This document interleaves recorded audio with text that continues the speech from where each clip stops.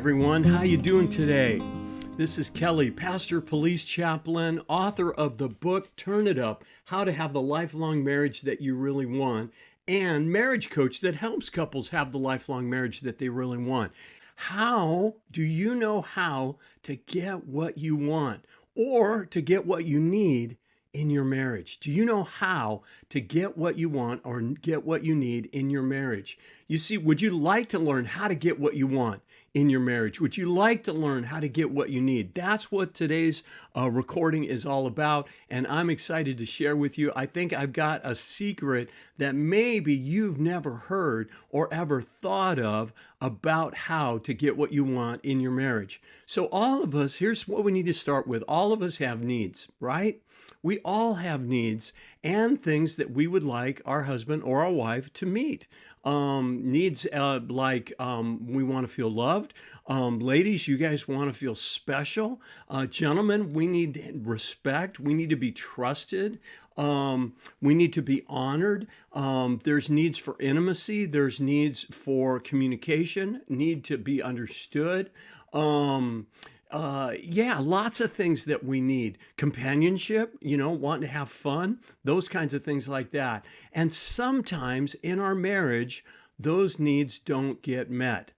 Let's be honest, okay? So what are you going to do about it? And absolutely, there's a few things you can do. So today's teaching, I want to give you 4 things really quick that will help you get what you want or what you need in your marriage. Are you ready for this? I think you're going to enjoy it. I think you're going to remember this. I think it's going to be really helpful for you. So here we go. So number 1, how do you get what you want? How do you get your needs met in your marriage? Here's the secret. Meet your spouse's needs. Or another way to say that is give them what they want. Yeah, you see, marriage in God's idea is not about, okay, my spouse is here to make me happy. My spouse is here to meet my needs. No, it's about what can I give? What can I do to meet my spouse's needs, my husband's needs, my wife's needs? So the secret of getting your own needs met, the secret of getting what you want is give your spouse, your husband or your wife, what they want. Meet their needs. And when you do, they're going to turn around and start meeting yours. So here's the questions. What do you want?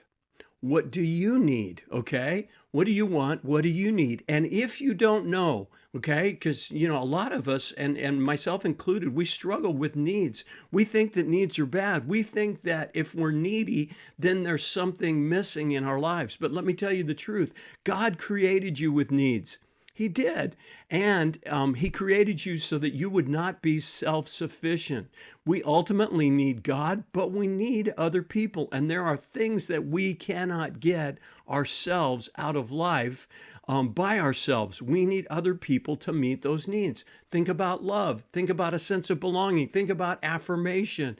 You can tell yourself all day long, I'm a great person and I love myself, but it's powerful and it will change your life when you hear someone significant say that to you.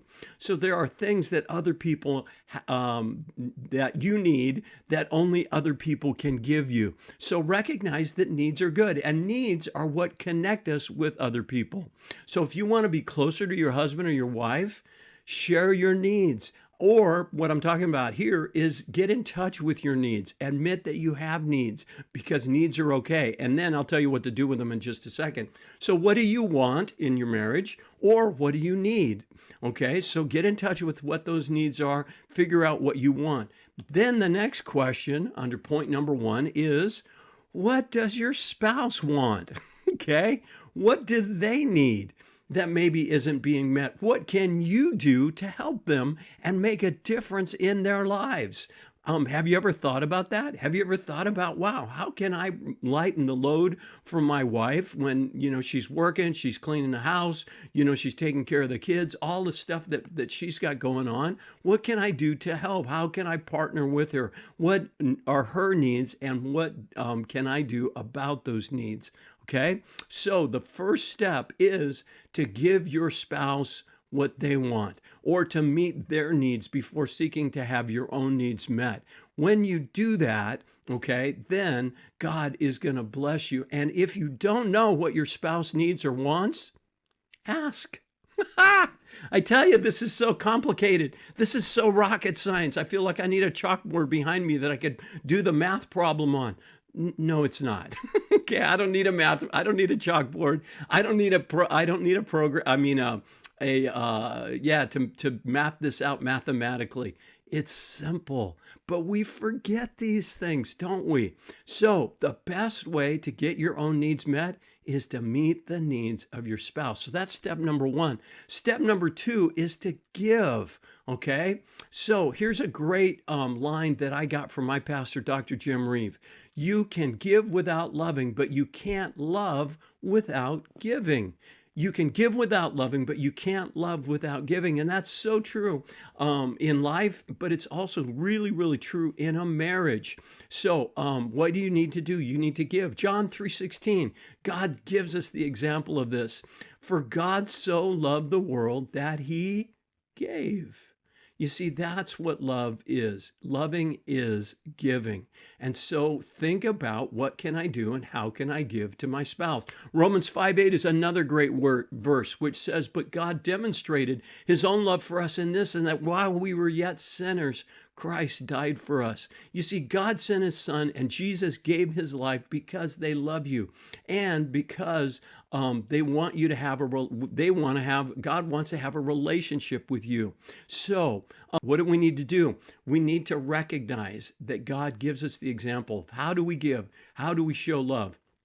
You demonstrate it. That's what God did. He didn't just say, I love you. He demonstrated his love for you. So that's what you can do to meet your spouse's needs. How do you get what you want? Make sure your spouse is getting what they want. So give and demonstrate that. Serve. Mark 10:45 is another great verse where God gives us the model that we can follow in Jesus. And it says this, for the Son of Man came not to be served, but to serve and to give his life as a ransom for many. You see, when Jesus came, he didn't show up saying, okay, guys, I'm the Son of God, or I'm the Son of Man, and you know what? I need you to do this, and I want you to do this, and I want you to meet my needs. No. What did he do? He focused on meeting the needs of the people around him. And of course, the ultimate thing he did is he gave his life on the cross as a ransom for us so that we could be healed, so that we could be forgiven, so that we could receive a relationship with God and the gift of eternal life. So follow Jesus's example. Give, demonstrate your love, serve. Another great verse in the Bible is Ephesians 5:33, which says that each of you must also love his wife as he loves himself, and the wife must respect her husband. So another way that you can meet your spouse's needs so that you can have your own needs met is to show love and respect. So gentlemen, God tells us in that verse I just read, Ephesians 5:33, to love our wives. Let me give you a great example of that. Okay, you want to know how to love your wife? It's really simple. Make her feel special. Yeah, make her feel special.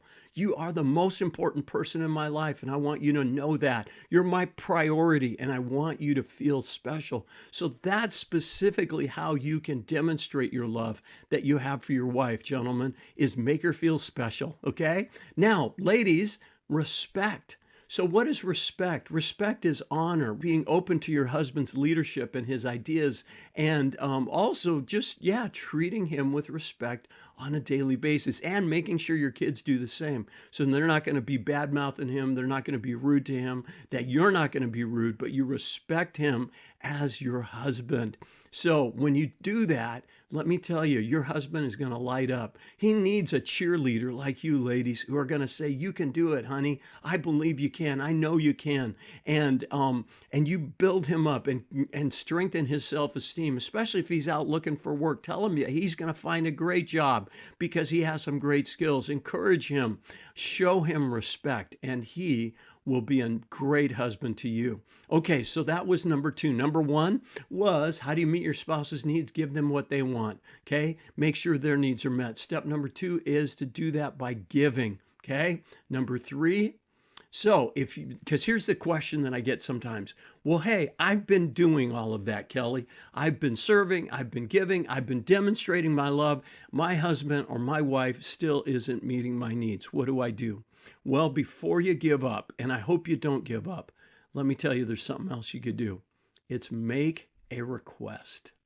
You see, we are adults, okay, in an adult marriage where we're on the same level. So the things you don't do is you don't give orders and you don't give commands. You don't tell your husband what to do. You don't tell your wife what to do. But what you can do is make a request. And I would encourage you to make SMART requests. So let me go through this little acronym really quickly.